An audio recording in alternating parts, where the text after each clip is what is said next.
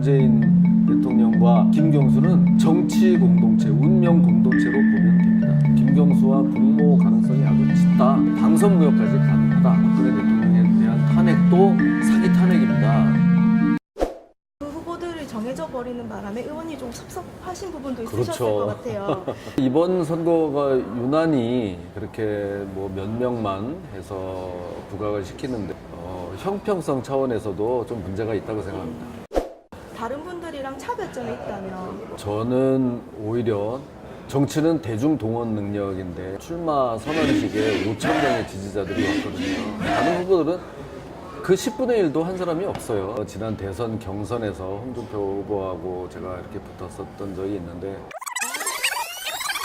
보세요, 홍 후보님. 그 여기 지금 뭐 말씀을 그래 경험 하시지 가지고 뭐 말고. 나이 가지고 자, 나오셨습니까? 두 분 잠시만요. 나이 갖고 나왔습니다. 자제를 좀 예, 해주세요. 예.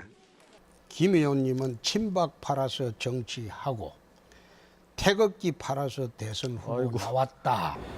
그 후로 이 당이 얼마나 많은 시행착오를 겪었습니까?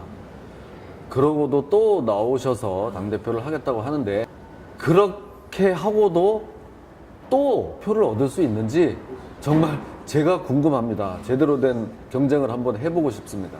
빨리 다시 링 위로 들어오길 바랍니다.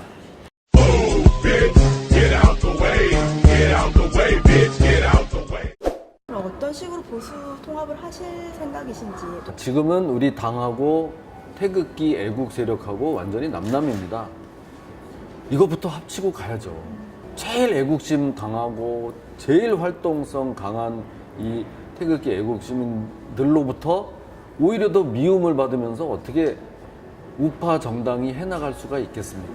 그걸 합치는 게 급선무인데 그거는 처음부터 태극기를 들고 시작했던 제가 가장 적임자라고 생각합니다. 특정 세력만 편애하는 거 아니냐는 지적도 나오는 게 사실인데 당이라는 게 뭡니까? 같은 이념을 가지고 있어야죠. 좀 확실한 이념, 뜨거운 선명 야당이 한번 돼보고 나서 다른 것도 좀 생각해 봤으면 좋겠습니다. 그러면은 의원님은 문재인 대통령과 김경수 의원과 드루킹이 전부 다 같이 공범이라고 이제 주장하시는 거예요. 당연히 그렇게 생각하는 겁니다. 김경수 판결문 170쪽짜리인데 거기 문재인 대통령에 대한 언급이 80번 정도가 나온다고 합니다.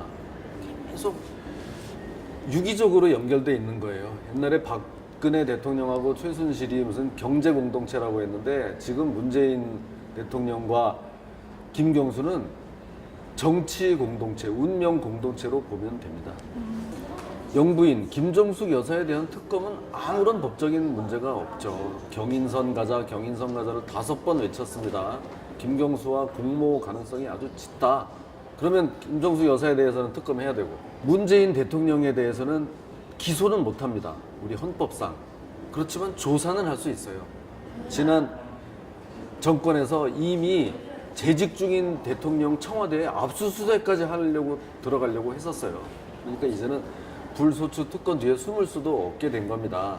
그러니까 특검을 해서 이 진실을 다 밝히면 나중에 당선 무효까지 가능하다. 이해찬 민주당 대표가 야 너네들 그러면 대선 불복하는 거야?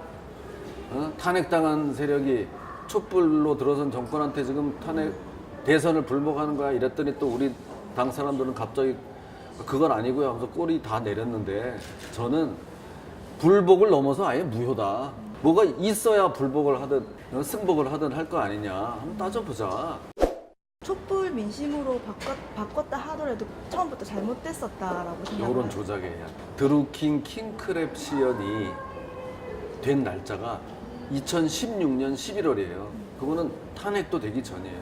그때부터 이 여론 조작이 이루어진 겁니다.